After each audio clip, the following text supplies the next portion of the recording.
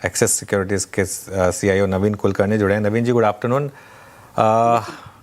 नवीन जी, पहला सवाल बैंकों पर और ख़ास तौर से PSU बैंकों पर आज SBI के नंबर्स आए, थोड़े मार्केट को फीके लग रहे हैं। क्या ये मार्केट के लिए थोड़ा नेगेटिव फैक्टर हो सकता है?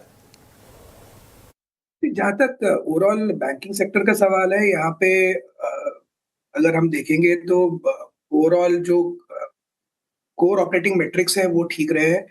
FY27 का आउटलुक भी ठीक है, तो सेक्टर ओवरऑल ठीक है।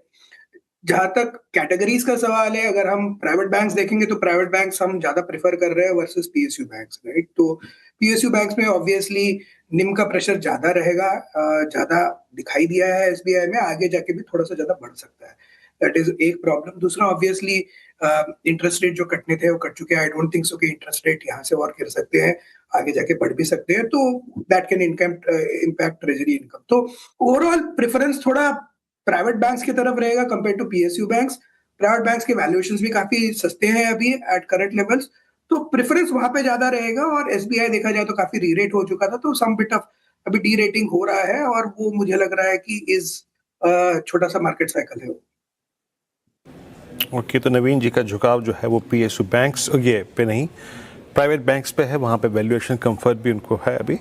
अच्छा नवीन जी, अब आते हैं दूसरे तबके पे, जिसने इस बार अपने नंबर्स के साथ एक अच्छा प्राइस रैच दिया है, दैट्स FMCG। सिर्फ मैं अगर एक नंबर पकड़ के चलूँ, देयर वॉल्यूम ग्रोथ, इस बार आपको उनकी वॉल्यूम और रूरल और अर्बन की जो ग्रोथ रही इस बार की, उसको देखते हुए FMCG पे कोई आप लोगों ने कंस्ट्रक्टिव अप्रोच रखी है या फिर हल्का सा झुकाव उस तरफ?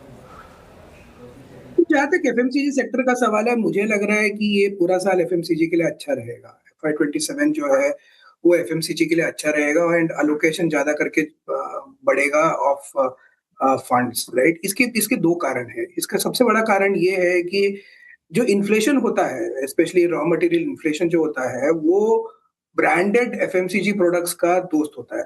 क्योंकि इन्फ्लेशन आने के कारण जो प्रोडक्ट प्राइस, जो इनपुट कॉस्ट बढ़ते हैं, तो उसके कारण जो ब्रांडेड कंपनीज है, जैसे लीवर हो गया या डाबर हो गया, कोई भी कंपनी हो गई, उन लोग जो इंक्रीज इन जो इनपुट कॉस्ट है पास ऑन कर देते हैं पूरी तरीके से, एंड इन परसेंटेज टर्म्स।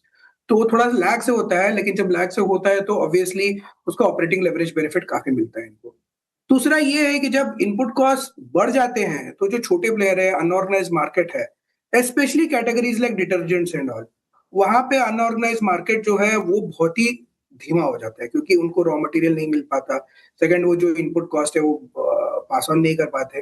तो FMCG कंपनीज के साथ मुझे लग रहा है कि ये होगा कि इस साल कॉम्पिटिटिव एक्टिविटी कम रहेगा, नॉमिनल ग्रोथ रेट बेहतर रहेगा, और इसके अलावा कॉम्पिटिटिव एक्टिविटी कम रहने के कारण इन लोग वॉल्यूम ग्रोथ सस्टेन कर पाएंगे, और आगे जाके पॉसिबिलिटी ये भी है कि इनका advertising expense and marketing expense थोड़ा सा कम रहे, तो margin over medium term improve हो जाएगा। तो FMCG के लिए बहुत ही अच्छा टाइम मुझे लग रहा है आता हुआ, तो FMCG स्टॉक्स पे पॉजिटिव रहना चाहिए।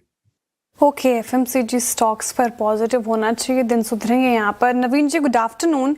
और IT एज ए स्पेस पर क्या व्यू बन रहा है? आज यहाँ पे बढ़त देखने को मिल रही है, और अगर आप स्टॉक स्पेसिफिक भी चर्चा करें सर, तो कोफोर्ज के नतीजे अच्छे थे, OFS के नतीजे अच्छे थे, तो मार्केट ने वैसे रिवॉर्ड भी किया। क्या वक्त है IT स्पेस में सिलेक्टिव बाइंग कर सकते हैं, जिसका दर ये टूटा है? क्या वैल्यूएशन अभी कंफर्टेबल नजर आ रहा है आपको? साथ ही आपका हाउस व्यू क्या बन रहा है? क्या आप लोगों ने इस पर वेटेज इंक्रीज किया या फिर अब भी अंडरवेट है?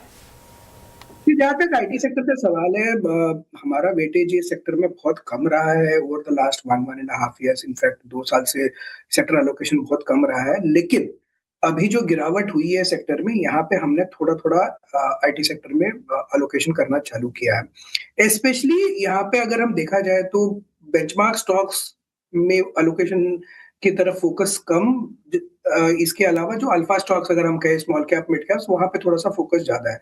क्योंकि होगा क्या नेक्स्ट 1 साल में, अभी जो चैलेंजेस जो AI के आ रहे हैं उसके वजह से जो क्लाइंट्स है और कंपनीज के बीच में काफी डिस्कशंस होंगे इन terms of pricing and other things. तो 1 साल का जो चैलेंज है वो, उसके वजह से ऑब्वियसली प्रेशर बना रहेगा ऑन ग्रोथ। लेकिन जो छोटे कंपनीज है उनका कैपेबिलिटी एनहांसमेंट मुझे ज्यादा होता हुआ दिखाई दे रहा है। ग्रोथ रेट वहां पे बेहतर हो सकते हैं स्मॉल कैप और मिड कैप कंपनीज में। जैसे कोफोर्ज के नतीजे आउटस्टैंडिंग थे, मुझे लग रहा है कि वो सब वैसे कंपनीज में मुझे लग रहा है कि आगे जाके कंसिस्टेंट इंप्रूवमेंट आ सकता है एंड अलोकेशन वैसे कंपनीज में बढ़ सकता है। तो more likely mid cap and small cap companies जहां पे कोई इंटरेस्टिंग काम कर रहे हैं वो अपना गाइडेंस मीट कर पाए। लार्ज कैप कंपनीज में थोड़ा सा प्रेशर बना रहेगा, लेकिन अलोकेशन मुझे लग रहा है कि आईटी सेक्टर में थोड़ा थोड़ा ओवर द नेक्स्ट 12 मंथ्स करना चाहिए और स्लोली बढ़ाना चाहिए। ओके अच्छा, क्लियरली जो सबसे शानदार आउट परफॉर्मेंस रही है मार्केट की वो तो कैपिटल मार्केट थीम में ही है। आज भी देखें नोवामा 10% ऊपर है। इधर आपका क्या व्यू है? कैपिटल मार्केट का जो थीम है यहाँ पे again wide range of companies है, एसेट मैनेजमेंट कंपनीज है, ब्रोकिंग कंपनीज है, राइट। तो मुझे जनरली जो भी प्लेटफॉर्म कंपनीज है वो काफी ठीक लग रहे हैं, क्योंकि उनका कॉस्ट स्ट्रक्चर मुझे लग रहा है कि अगले 12 मंथ्स में बहुत ज्यादा बढ़ेगा नहीं, लेकिन वॉल्यूम्स ठीक रहेंगे, उसके वजह से प्रॉफिट ग्रोथ काफी शानदार रहेगा। तो अगर आप देख लीजिए जो स्पेस में जैसे एमसीएक्स हो गया या एंजल वन हो गया या ग्रो हो गया, आई थिंक मुझे लग रहा है कि ये सारे कंपनीज आगे जाके ठीक करेंगे। इसके अलावा जो एसेट मैनेजमेंट कंपनीज हैं वहां पे भी मुझे लग रहा है कि मोबिलाइजेशन इस साल अच्छा रहेगा एंड एसेट्स अच्छे से ग्रो करेंगे, तो वहां पे भी अर्निंग्स ग्रोथ काफी स्ट्रांग रहेगी। तो overall capital market oriented stocks मुझे अच्छे लग रहे हैं। प्रेफरेंस रहेगा platform companies followed by asset management companies. अच्छा नवीन जी, इस बार कैपिटल गुड्स में अगर सिर्फ एल&टी और मिडिल ईस्ट का कंसर्न जो उसको एक प्राइस डैमेज देके गया, अगर आप उसको छोड़ दें तो पूरा का पूरा capital good space along with L&T उतना नहीं गिरा, बीच में प्राइस डैमेज कंट्रोल भी हुआ था। आप कमिंस को देखिए, सिमेंस को देखिए, एबीबी को देखिए और बीएचईएल अपना 19 ईयर्स का हाई ऑलमोस्ट स्ट्राइक करता हुआ।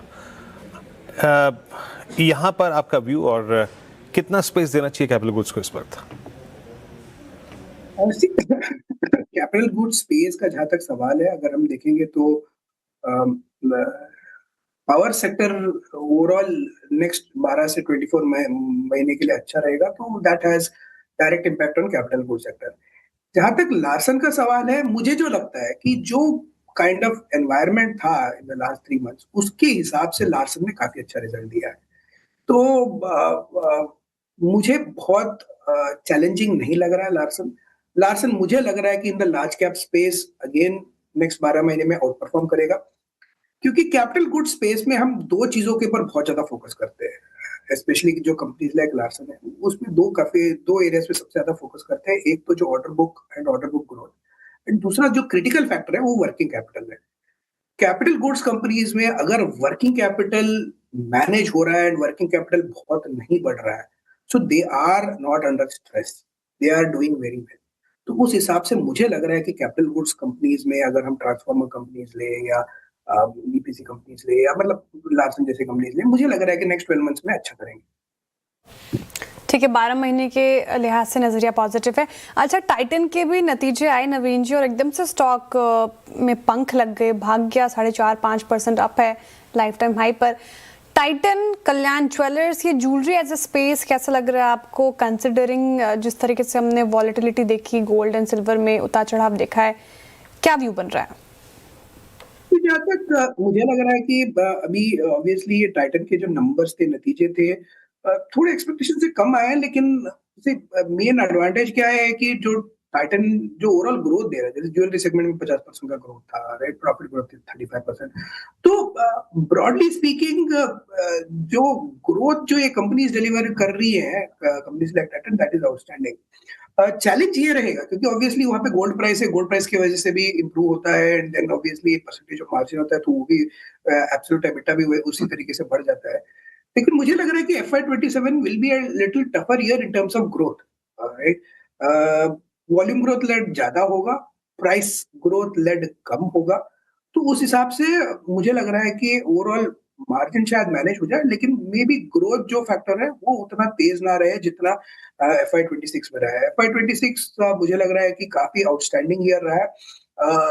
ऐसा साल रिपीट होना FY27 में बहुत अनलाइकली है, बट ये हो सकता है कि still company double digit growth they they, but margin और ये पैड ग्रोथ काफी क्रिटिकल रहेंगे अगले साल में। चलिए नवीन जी, बहुत बहुत शुक्रिया, आप इस बातचीत में शामिल रहे, सभी सेक्टर्स पर अपनी अपनी राय रखी आपने, बहुत बहुत शुक्रिया sir, and have a nice weekend as well. चलते हैं इस क्लोजिंग